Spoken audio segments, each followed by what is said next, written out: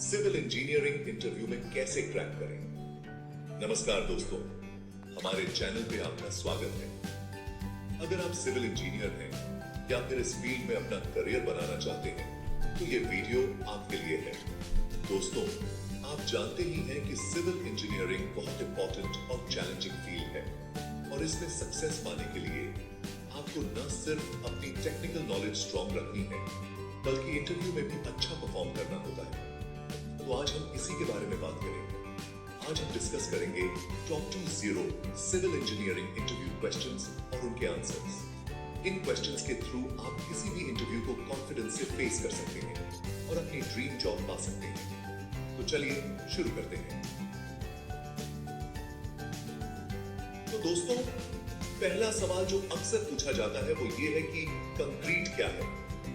देखिए, कंक्रीट एक composite material है जो सीमेंट, रेत, एग्रीगेट्स जैसे कि कंकड़, बजरी और पानी को मिला के बनता है।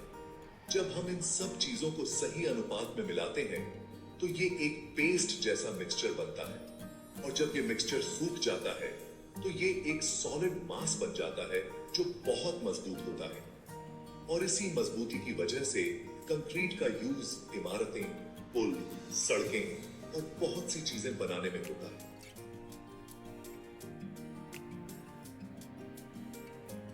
अब बात करते हैं दूसरे इंपॉर्टेंट सवाल की। अलग अलग टाइप्स के फाउंडेशन क्या होते हैं। देखिए दोस्तों, हर बिल्डिंग को एक मजबूत नींव की जरूरत होती है और यही नींव फाउंडेशन कहलाता है। फाउंडेशन मेनली दो तरह के होते हैं, शैलो फाउंडेशन और डीप फाउंडेशन। शैलो फाउंडेशन का यूज तब होता है जब बिल्डिंग का वेट कम हो और जमीन मजबूत हो। वहीं डीप फाउंडेशन का यूज तब होता है जब बिल्डिंग का वेट बहुत ज्यादा हो या जमीन कमजोर हो। तीसरा सवाल है, स्लम्प टेस्ट क्या होता है। दोस्तों, जब हम कंक्रीट बनाते हैं तो यह जानना बहुत जरूरी होता है कि उसका गाढ़ापन कितना है, मतलब वो कितना पतला या गाढ़ा है। और इसी गाढ़ापन को मेजर करने के लिए हम स्लम्प टेस्ट करते हैं। इस टेस्ट में हम एक खास टाइप के कोन में कंक्रीट रखते हैं और फिर उसे उठा लेते हैं। कंक्रीट जितना नीचे बैठता है, यानी जितना उसका स्लम्प होता है, उससे हमें पता चलता है कि कंक्रीट कितना वर्केबल है। चैप्टर 4, रीइंफोर्समेंट बार्स का महत्व। चौथा सवाल है, रीइंफोर्समेंट बार्स क्यों यूज करते हैं।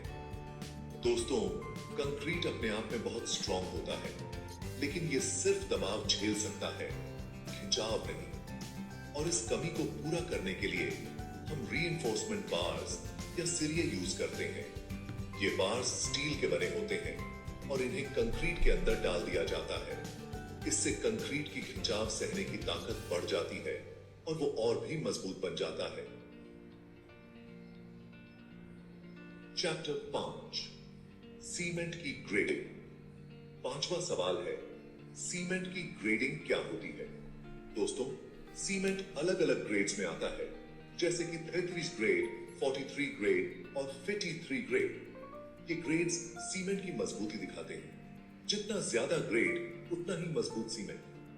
33 ग्रेड का सीमेंट सबसे कम मजबूत होता है, जबकि 53 ग्रेड का सीमेंट सबसे ज्यादा मजबूत होता है। Chapter 6, composite. बीम क्या है। छठा सवाल है, कंपोजिट बीम क्या है। दोस्तों, कंपोजिट बीम एक स्पेशल टाइप का बीम होता है जो दो अलग अलग मटेरियल से मिलकर बना होता है, जैसे कि स्टील और कंक्रीट। इसका फायदा यह है कि ये दोनों मटेरियल्स की खूबियों को मिला के एक बहुत ही मजबूत और टिकाऊ बीम बनाता है। सातवां सवाल है, कॉलम और बीम के बीच क्या डिफरेंस है। दोस्तों, कॉलम और बीम दोनों ही बिल्डिंग के इंपॉर्टेंट पार्ट्स होते हैं, लेकिन इनके काम अलग अलग होते हैं। कॉलम बिल्डिंग का वो हिस्सा होता है जो सीधा खड़ा रहता है और बिल्डिंग का वेट उठाता है। वहीं बीम वो हिस्सा होता है जो दो कॉलम्स के बीच में होता है और छत या फर्श का वेट उठाता है। आठवां सवाल है, कंक्रीट में सेटिंग टाइम क्या होता है? दोस्तों, जब हम कंक्रीट बनाते हैं तो वो स्टार्टिंग में थोड़ा पतला होता है, लेकिन धीरे धीरे वो सूखने लगता है और आखिर में सख्त हो जाता है। तो ये जो समय होता है जब कंक्रीट पतले से सख्त होता है, उसे ही सेटिंग टाइम कहते हैं।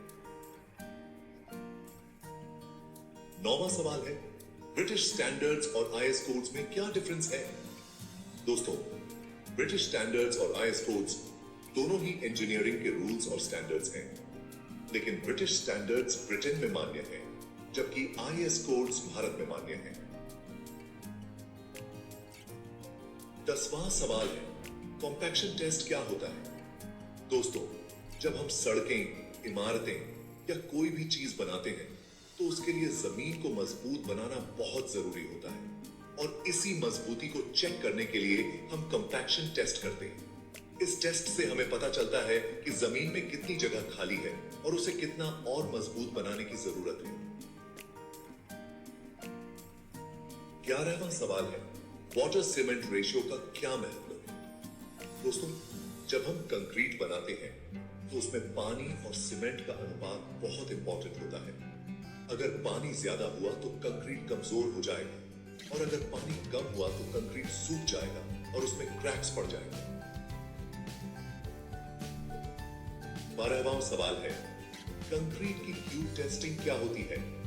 दोस्तों, जब हम कंक्रीट बनाते हैं तो यह जानना बहुत जरूरी होता है कि वो कितना मजबूत है, और इसी मजबूती को मेजर करने के लिए हम क्यूब टेस्टिंग करते हैं।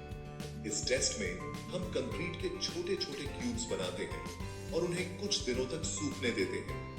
फिर इन क्यूब्स को तोड़कर देखा जाता है कि वो कितना प्रेशर झेल सकते हैं। 13वां सवाल है, लोड बेयरिंग स्ट्रक्चर और फ्रेम स्ट्रक्चर में क्या डिफरेंस है? दोस्तों, लोड बेयरिंग स्ट्रक्चर वो होता है जिसमें बिल्डिंग का सारा वेट दीवारों पर होता है। वहीं फ्रेम स्ट्रक्चर वो होता है जिसमें बिल्डिंग का वेट बीम्स और कॉलम्स पर होता है। 14वां सवाल है, कंक्रीट मिक्स डिजाइन क्या होता है? दोस्तों, कंक्रीट मिक्स डिजाइन एक ऐसा प्रोसेस है जिसमें यह डिसाइड होता है कि कंक्रीट बनाने के लिए सीमेंट, रेत, एग्रीगेट्स और पानी का सही अनुपात क्या होगा। यह अनुपात इस बात पर निर्भर करता है कि हमें किस काम के लिए कंक्रीट बनाना है और उसकी क्या जरूरतें हैं। 15वां सवाल है, सरिये के डायमीटर का चयन कैसे किया जाता है? दोस्तों, सरिया यानी रीइंफोर्समेंट बार्स अलग अलग मोटाई में आते हैं। कौन सी मोटाई का सरिया यूज करना है, यह इस बात पर निर्भर करता है कि बिल्डिंग या स्ट्रक्चर का वेट कितना है और उसे कितनी मजबूती की जरूरत है। 16वां सवाल है, सीमेंट की हाइड्रेशन प्रक्रिया क्या है? दोस्तों, जब हम सीमेंट में पानी मिलाते हैं तो एक केमिकल रिएक्शन होता है जिसे हाइड्रेशन कहते हैं। इस रिएक्शन की वजह से ही सीमेंट सख्त होता है और कंक्रीट को मजबूती देता है। 17वां सवाल है, रिटेनिंग वॉल्स क्या होती हैं? दोस्तों, रिटेनिंग वॉल्स वो दीवारें होती हैं जो मिट्टी या चट्टानों को गिरने से रोकती हैं। इनका यूज अक्सर पहाड़ी इलाकों में या उन जगहों पर होता है जहां जमीन धंसने का खतरा होता है। 18वां सवाल है, कंक्रीट क्यूरिंग का क्या महत्व है? दोस्तों, कंक्रीट क्यूरिंग एक ऐसा प्रोसेस है जिसमें कंक्रीट को सूखने के बाद भी कुछ दिनों तक गीला रखा जाता है। ऐसा करने से कंक्रीट धीरे धीरे सूखता है और उसमें क्रैक्स नहीं पड़ती हैं। 19वां सवाल है, प्री टेंशनिंग और पोस्ट टेंशनिंग में क्या डिफरेंस है? दोस्तों, प्री टेंशनिंग और पोस्ट टेंशनिंग दोनों ही ऐसी टेक्निक्स हैं जिनका यूज कंक्रीट को और ज्यादा मजबूत बनाने के लिए होता है। प्री टेंशनिंग में स्टील के तारों को कंक्रीट डालने से पहले ही खींचकर रखते हैं, जबकि पोस्ट टेंशनिंग में स्टील के तारों को कंक्रीट के सख्त होने के बाद खींचते हैं। और आखिरी सवाल है, सीमेंट कंक्रीट और प्रीकास्ट कंक्रीट में क्या डिफरेंस है? दोस्तों, सीमेंट कंक्रीट वो होता है जिसे हम साइट पर ही बनाते हैं, जबकि प्रीकास्ट कंक्रीट वो होता है जो पहले से ही फैक्ट्री में बना के लाया जाता है। प्रीकास्ट कंक्रीट के यूज से समय और मेहनत दोनों की बचत होती है। तो दोस्तों, ये थे वो 20 इंपॉर्टेंट क्वेश्चंस जो अक्सर सिविल इंजीनियरिंग के इंटरव्यू में पूछे जाते हैं। मुझे उम्मीद है कि इन क्वेश्चंस और उनके आंसर्स से आपको अपने इंटरव्यू की तैयारी करने में मदद मिलेगी। अगर आपको ये वीडियो पसंद आया हो तो प्लीज इसे लाइक और शेयर जरूर करें। और हाँ, हमारे चैनल को सब्सक्राइब करना न भूलें ताकि आपको ऐसी ही और भी इंफॉर्मेटिव वीडियोस मिलती रहें। धन्यवाद और अगले वीडियो तक खुश रहें और मेहनत करते रहें।